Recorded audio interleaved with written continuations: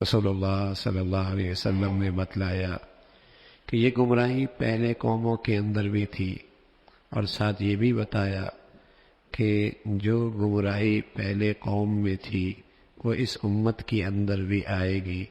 فرمایا وہ 72 فرقوں میں تقسیم ہوئی تھی، میری امت 73 فرقوں میں تقسیم ہوگی، اور اس میں ایک فرقہ نجات پائے گا اور 72 فرقے جہنم میں جائیں گے۔ اللہ رب العزت کے نے اس امت پر احسان فرمایا کہ نبی کے صحبت میں صحابہ جیسی جماعت کو اکٹھا فرمایا، اور انہوں نے امت کے لیے اتنے مسائل کا حل پیش کر دیا۔ کہنے لگا یا رسول اللہ وہ ایک فرقہ کون سا ہوگا جسے اللہ نجات نصیب فرمائیں گے؟ تو آپ علیہ الصلوۃ والسلام نے فرمایا ما انا علیہ و اصحابی، وہ فرقہ وہ ہوگا جو اس پر میں ہوں گا اور میرے صحابہ ہوں۔ یعنی قرآن کی تشریح بھی اگر ہے تو دیکھا جائے گا کہ محمد الرسول اللہ کی زندگی اس کے لیے کیا تشریح پیش کر رہی ہے۔ اللہ کے نبی کا ارشاد بھی ہے تو دیکھا جائے گا کہ صحابہ رضوان اللہ علیہم اجمعین نے اس پہ کس انداز سے عمل کیا۔ فرمایا جو ان دو چیزوں کو اختیار کرے گا، میری سنت کو اور میرے صحابہ کے طرز عمل کو، وہ گمراہی سے محفوظ ہوگا۔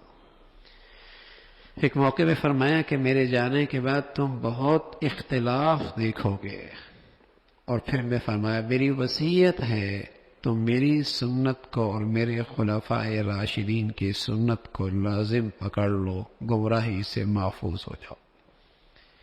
ایک اردو کا جملہ ہے نا، اردو کا جملہ وہ بھی اگر تحریر میں آ جائے تو ضروری نہیں کہ تحریر میں پڑھنے سے آدمی اسے سمجھ پائے۔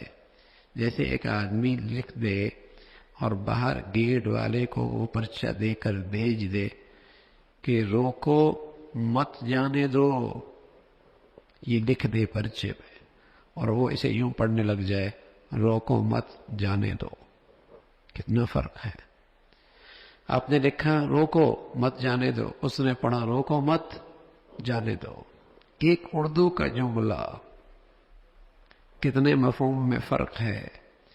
اسی طرح اگر ایک بچہ بیٹھا ہے اور ایک سفید داڑھی والا شخص بھی بیٹھا ہے اور اس بچے سے سوال کیا جائے یہ تمہارے ابا ہیں، تو اس کا ایک مطلب تو یہی ہے کہ سوال کیا جا رہا، اور ایک دوسرا انداز تمہارے ابا ہیں یعنی ان سے مل کر خوشی ہوئی، اچھا ہوا ان سے مل کر خوشی ہوئی۔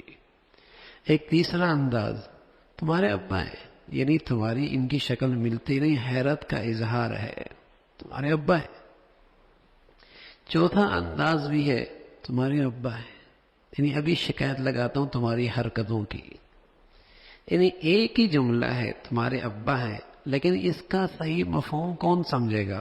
جو میری پہلی بات اگلی بات کو سن رہا ہوگا، میرا چہرے کا انداز، پیشانی کے بل، ہاتھوں کے دیکھنا، ہاتھوں کا ہلانا، اس سے میرے جملے کا مفہوم وہ آدمی صحیح سمجھ پائے گا، صرف الفاظ سے نہیں۔ تو صحابہ رضوان اللہ علیہ مجمعین سے بڑھ کر نبی علیہ الصلوۃ والسلام کی بات کوئی نہیں سمجھ سکتا، اس لیے کہ اللہ کے نبی نے جو بات فرمائی تو صحابہ آپ کی حیت کی بھی، آپ کی کیفیت کی بھی، آپ کے طرز انداز کی بھی گواہ ہیں کہ آپ نے یہ کس موقع پہ یوں ارشاد فرمایا اور آپ کے ارشاد کا صحیح مطلب کیا ہے۔ گمراہی کیوں بنی امت میں، یہاں فرقے کیوں بنے، یہاں گمراہی کیوں پھیلی؟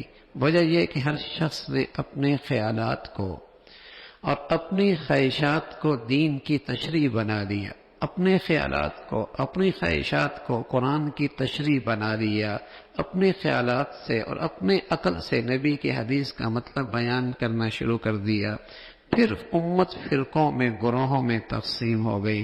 تو فرمایا کہ یہ تقسیم ہے تو کوئی اضافہ کر رہا ہے، کچھ دین کے حصے کو چھوڑنے والے ہیں، کچھ دائیں بائیں نکل کھڑی ہوئی ہیں، آپ کا ان سے کوئی تعلق نہیں ہے، آپ کا ان سے کوئی تعلق نہیں ہے اور آپ پر ان کا کوئی الزام نہیں ہے۔